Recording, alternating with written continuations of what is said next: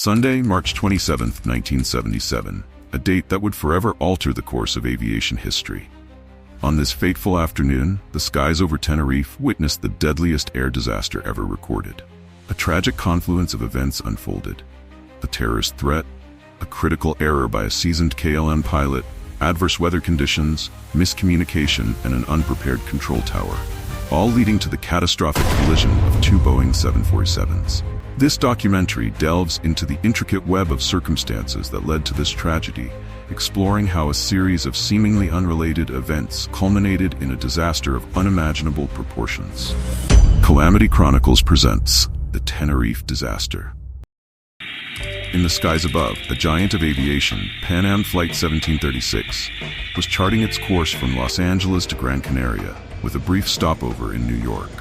This Boeing 747, known as Clipper Victor, carried 396 souls, a diverse mix of families, tourists, and business travelers, all bound for the sun-drenched Canary Islands. At the helm was Captain Victor Grubbs, a seasoned aviator of 56 years, accompanied by his trusted co-pilot Robert Bragg, aged 39, and the vigilant flight engineer George Warrens, aged 46. This was no ordinary aircraft. It was the iconic plane that had made history with the first commercial 747 flight from New York to London on January 22, 1970. The crew, having already spent considerable time in the air, was determined to avoid any unnecessary landings. With ample fuel reserves, they were prepared to circle above Las Palmas until the Gran Canaria Airport was declared safe from explosive threats and reopened. Yet, fate had something different in store for their journey. As the aircraft neared its intended destination, an unforeseen twist of events forced Pan Am Flight 1736 to divert to the modest Los Rodeos Airport in Tenerife. This diversion, seemingly a minor inconvenience, was the harbinger of a much larger calamity. The passengers, unaware of the impending doom, continued their journey, while the experienced crew navigated the skies with precision and caution. Little did they know that their flight, meant to be a routine transatlantic crossing, was on a collision course with destiny, forever altering the lives of those on board and leaving an indelible mark on aviation history. 9 a.m. The KLM flight, a Boeing 747, stood as a testament to Dutch engineering excellence. It was a routine journey from Amsterdam to Gran Canaria, with 248 passengers and crew members on board, all anticipating the sunlit shores of their destination. At the helm was Captain Jacob Veldhuizen van Zanten, a man whose name resonated throughout aviation circles. At 50 years old, he was not just any pilot. He was the embodiment of KLM's prestige. With 26 years of dedicated service and nearly 12,000 flight hours under his belt, over 1,500 of which were on the Boeing 747. His face graced the airline's promotional materials, symbolizing the trust and safety associated with KLM. Captain Van Zanten was not alone in the cockpit. Beside him sat Klaas Meers, the 42-year-old co-pilot, and William Schroeder, the 48-year-old flight engineer. Together, this experienced crew navigated the skies, following the dispatcher's instructions towards Gran Canaria Airport, located on the island of the same name in the city of Las Palmas. The flight was filled with holidaymakers and business travelers, all eager to reach their destination. Yet, unbeknownst to them, their journey would take a tragic turn. As the aircraft cruised through the skies, a series of unforeseen events began to unfold, setting the stage for disaster. Captain Van Zanten, who had recently served as a flight instructor due to his extensive expertise, found himself in the midst of a situation that would test every ounce of his skill and judgment. Despite having one foot in a top management position, today he was at the controls of a seemingly ordinary flight, unaware of the impending catastrophe that awaited.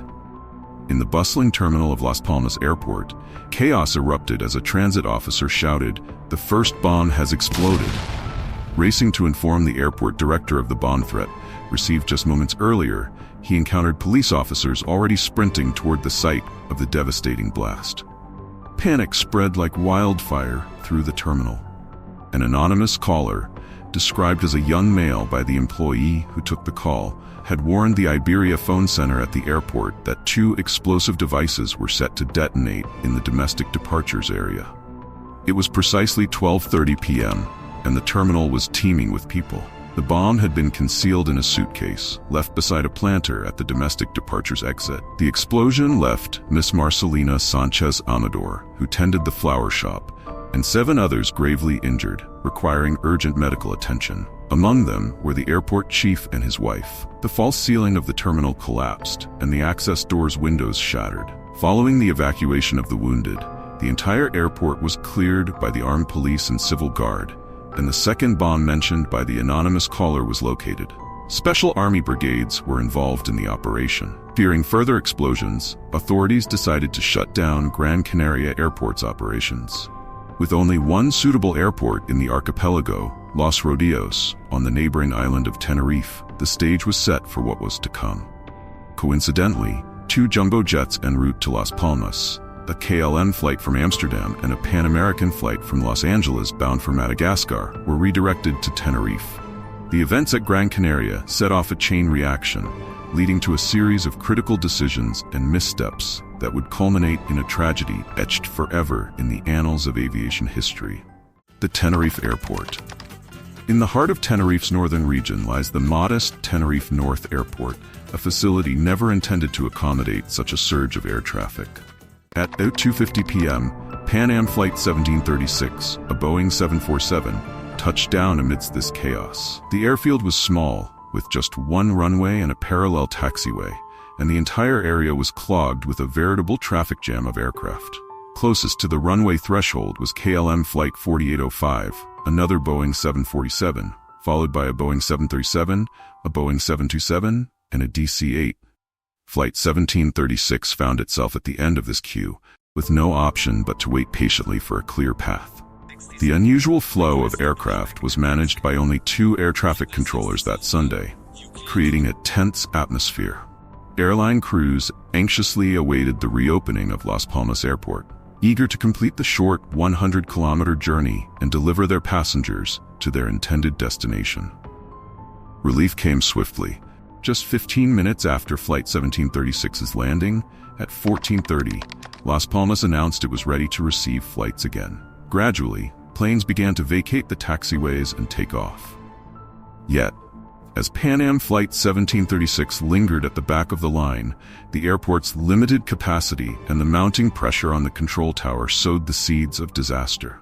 The pressure over Cap Van Zanten. Captain Van Zanten of Flight KLM 4805 found himself in a tense waiting game. Having landed his aircraft an hour earlier, he anxiously awaited the return of his passengers, who were scattered throughout the airport, to reboard the plane via shuttle buses. His urgency was palpable, driven not by altruism but by a pressing personal agenda. The backdrop to Van Zanten's predicament was a brewing conflict between airline unions and companies over standardizing work hours and improving working conditions. In response, KLM had adopted a stringent policy: no overtime, no exceptions. When Van Zanten requested an extension to his work hours, the airline's response was unequivocal. He must return to Amsterdam by 7 p.m., regardless of which Canary Island he departed from. The looming threat of delays meant potential crew changes and a postponed flight, a scenario that could tarnish his reputation and career. As the minutes ticked by, all passengers were eventually accounted for, save for one guide who opted not to return. Rubina van Landschot, in a breach of air travel regulations, disembarked in Tenerife to visit her boyfriend residing on the island. Just as Van Zanten thought he could proceed, another blow struck. Gran Canaria Airport was once again closed to landings due to aircraft congestion. Tenerife's dispatchers withheld permission to fly towards Las Palmas. With each passing moment, the likelihood of reaching Amsterdam on time dwindled. In a bid to salvage the situation, Van Zanten ordered a full refuel of the aircraft while they waited, hoping to save precious time later at Gran Canaria Airport. The pressure mounted on Captain Van Zanten as the clock ticked relentlessly, threatening not just a delay but a direct challenge to his professional standing and aspirations.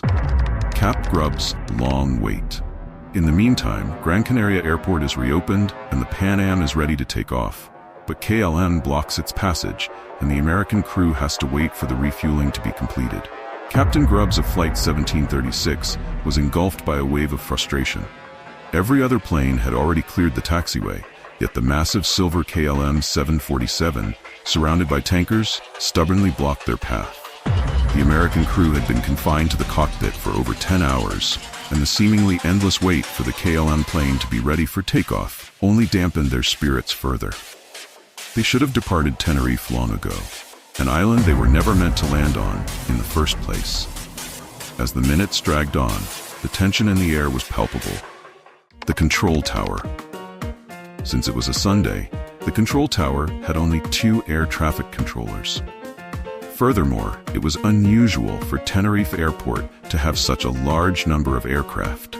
The strong Spanish accents of the air traffic controllers also made it difficult to communicate with the pilots.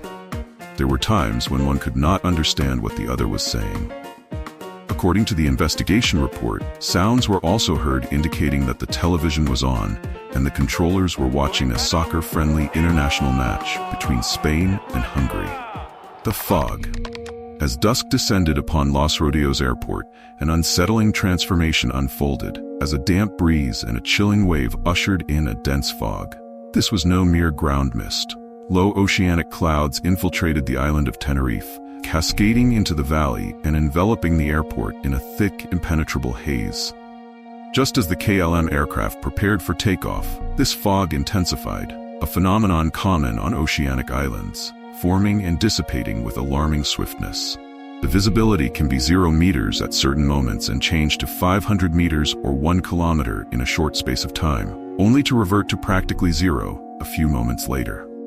These conditions undoubtedly make a pilot's decisions regarding takeoff and land operations much more difficult. Visibility deteriorated rapidly, plunging into perilous obscurity. The airport, devoid of ground radar, was unable to track the precise positions of aircraft on the runway. Had the control tower closed the runway, the looming disaster might have been averted. In this dramatic confluence of events, the stage was ominously set for a tragedy that no one could foresee, as the fog-laden night cloaked the unfolding chaos. The maneuvers. At 4:45 p.m., the Boeing 4805 flight finally completed its half-hour refueling and began its maneuvers. Due to the busy taxiways, the controller instructed KLM Flight 4805 to enter runway 12, travel its entire length, and execute a 180-degree turn at the very end. 3 minutes later, Flight 1736 started its engines and was also directed to proceed down the runway to the third exit, then turn off and continue along the taxiway. Under the guidance of the controller, who spoke with a pronounced Spanish accent, both aircraft plunged into the fog enveloping the runway. The central runway lights were non-operational, causing the planes to follow each other slowly, gradually losing sight of the control tower, taxiways, and each other. However, the KLM flight was moving at a faster pace. Captain Van Zanten was anxious and in a hurry. When he requested the runway lights to be turned on, the controller replied that he was unsure if it was possible but would check. During taxiing, Pan Am Flight 1736 became completely disoriented. The controller indicated a turn at the third exit, which was a sharp 135-degree turn back. In theory, such a maneuver was feasible. After all, Flight 4805 was supposed to make a 180-degree turn at the end. But the fog, lack of runway lights, confusion over the zigzag path, and doubts about understanding the controller correctly due to his accent created alarming uncertainty in the cockpit of Flight 1736.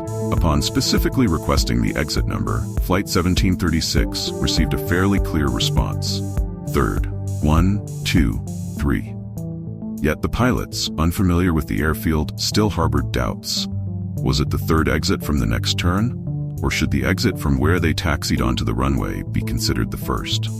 Meanwhile, the controller and his partner in the tower had completely lost sight of both planes in the thick fog. The airport also lacked ground surveillance radar to track aircraft movements.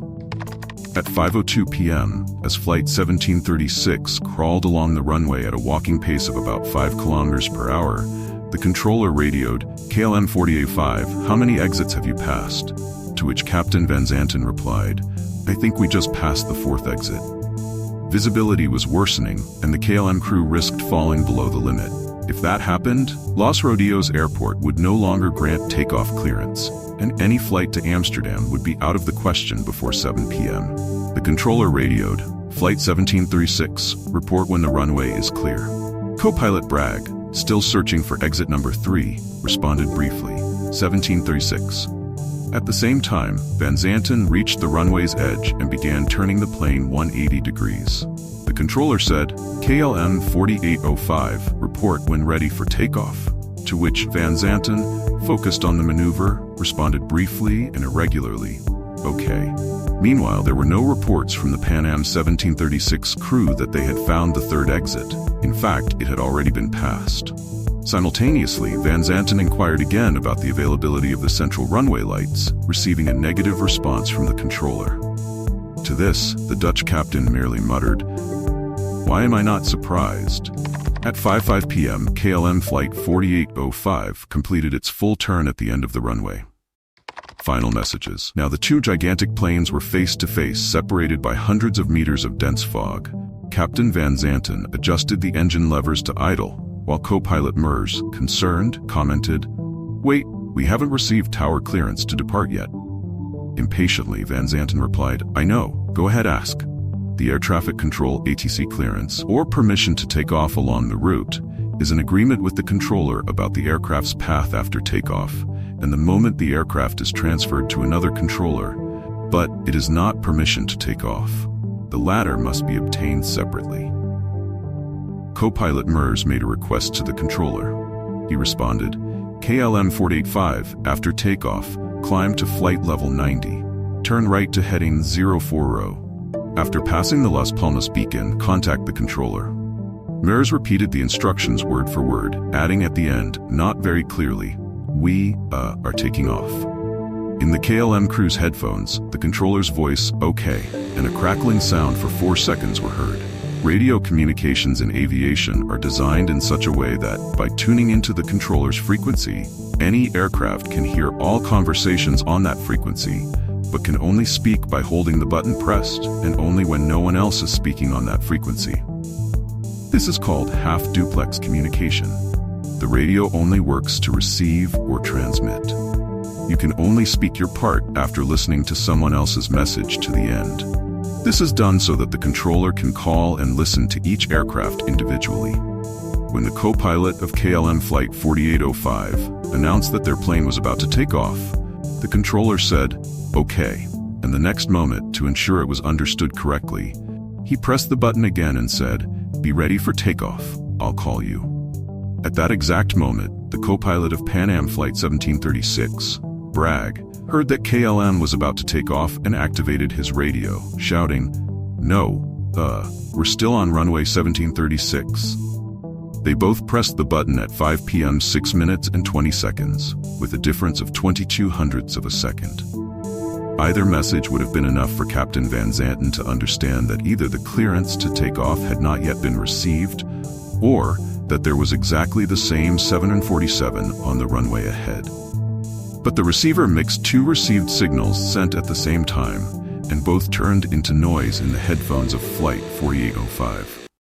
The last takeoff of Captain Zanten, 40 seconds to impact. Captain Van Zanten, upon hearing the controllers, okay, understood that the radio communication formalities had been completed and applied full engine power. KLM Flight 4805 began to accelerate. 25 seconds to impact. The controller clearly heard Pan Am's message and responded to Bragg's concerned request. Got you, 1736, report when the runway is clear. First Officer Bragg replied, okay, we'll report when we're clear. The crew of Flight 1736 had just reached the fourth exit. None of them knew that the KLM Boeing had already started its acceleration and was on a collision course. At that moment, Pan Am Captain Victor Grubbs, as if sensing something was wrong, taxied to the fourth exit and said, let's get the hell out of here. 15 seconds to impact. Meanwhile, the flight engineer of KLM 4805, upon hearing Pan Am's radio exchange with the controller, exclaimed, is he still on the runway? Captain Van Zanten replied, what? Barely keeping the plane on the runway's axis amidst the fog. Has Pan Am left the runway? The flight engineer questioned again, to which Captain Van Zanten retorted, yes. 10 seconds to impact. Captain Grubbs saw the lights of the KLM Boeing in the fog to the right and exclaimed, damn, that son of a bitch is coming straight at us. Co-pilot Bragg shouted, "Let's go! Let's get out! Let's go!" And the pilots applied full engine power, steering the plane off the runway to the left.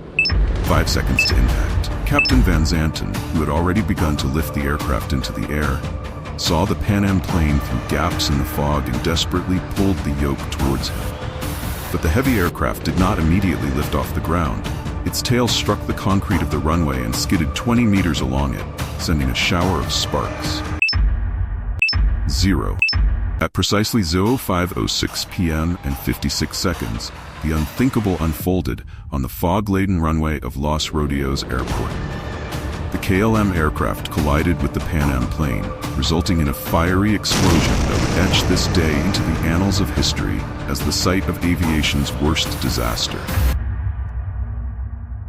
The disaster. The impact was catastrophic, claiming the lives of 583 souls. As the world watched in horror, news of the disaster spread, leaving a trail of grief and disbelief that spanned continents. Firefighters, arriving swiftly at the scene, initially focused on extinguishing the blazing remnants of the KLM aircraft, unaware that 2 colossal jets were involved in this tragic collision. Miraculously, the violent impact had inadvertently created a lifeline for some of the occupants. Through the vast, torn sections of the fuselage, 70 individuals, including the 3 crew members from the cockpit, pilot, co-pilot, and flight engineer, managed to escape the inferno. They leapt over the left wing, which, against all odds, remained intact despite housing 20,000 liters of kerosene in its tanks. Yet, the 747 of Pan Am was soon engulfed in flames. Of the 70 who emerged from the wreckage alive, 9 would later succumb to their injuries in hospitals. The grim tallies stood at 335 of the 396 occupants of the Pan Am jet perishing, alongside all 248 aboard the KLM flight. The response from emergency services was swift, yet the sheer scale of the disaster was overwhelming, leaving a profound impact on all who bore witness to the tragedy. Amidst the wreckage, a few miraculous survivors emerged, their lives forever altered by the harrowing events of that fateful day. Problems in identifying bodies. After rescuing the injured from the Tenerife air disaster, the grim task of collecting the 583 bodies, many mutilated and charred, began, transferring them to a temporary morgue in an airport hangar. Identifying the deceased was extremely challenging, as DNA testing was not available at the time, and identification relied on dental records or non-flammable objects like jewelry, which were inexplicably confiscated by Spanish authorities. With the requirement to remove the bodies from the island within 48 hours, under the threat of a mass burial, the dental identification method was abandoned.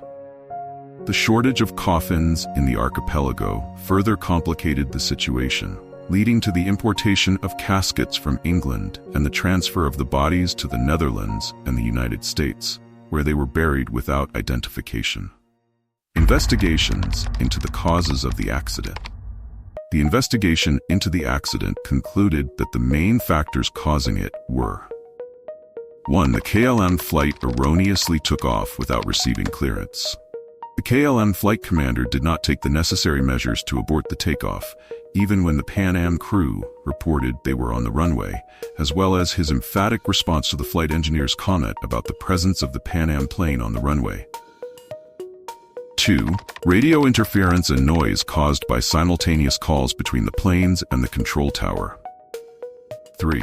The Pan Am crew mistakenly took exit 4 instead of exit 3, as instructed by the control tower. And 4. The use of non-standard terminology by the crews and the control tower. The accident involving the KLM flight has been subject to speculation due to several potential factors. One point of discussion is Captain Van Zanten's failure to confirm instructions from the control tower, possibly influenced by the simulator syndrome, as he had spent 6 months training new pilots in simulators, away from real flying. The hesitation of the flight engineer to challenge Van Zanten's decision to take off is also highlighted, attributed to the unquestionable authority of pilots at the time. Additionally, Van Zanten may have been in a hurry due to Dutch regulations on service hours. Unsafe control tower procedures, such as operating in low visibility conditions and relying on crew reports without visual contact, also contributed to disaster. Although this practice still exists in some countries, it has been gradually replaced by surface movement radar installations. Changes in aviation procedures. In the aftermath of the Tenerife disaster, the aviation industry underwent significant transformations to enhance safety and communication.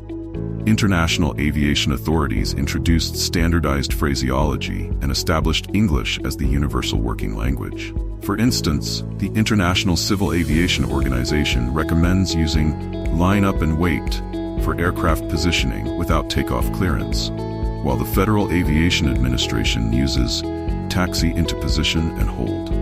Crews are now required to confirm control tower instructions by repeating essential parts, rather than using vague affirmations like OK or Roger.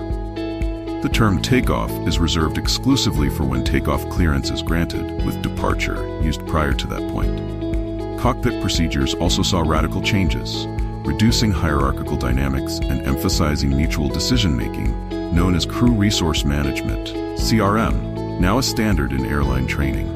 These measures, inspired by the lessons from Tenerife, have reshaped the industry, ensuring such tragedies are prevented. The legacy of Tenerife endures, reflecting aviation's resilience and commitment to safety, making air travel safer than ever and honoring the memory of those lost in the disaster. Main survivors. Among the wreckage, a handful of survivors emerged, each with a story of courage and resilience. Their experiences offer a poignant glimpse into the human spirit's capacity to endure. Some have shared their stories through interviews and books, providing insight into the impact of the disaster on their lives. Their voices serve as a powerful reminder of the tragedy's human cost and the enduring quest for answers and healing. As we remember the events of March 27, 1977, we honor the resilience of those who survived and the lessons learned from this tragic chapter in aviation history. This is a Calamity Chronicles production. If you like us, help with like, comment, share, subscribe. Thank you.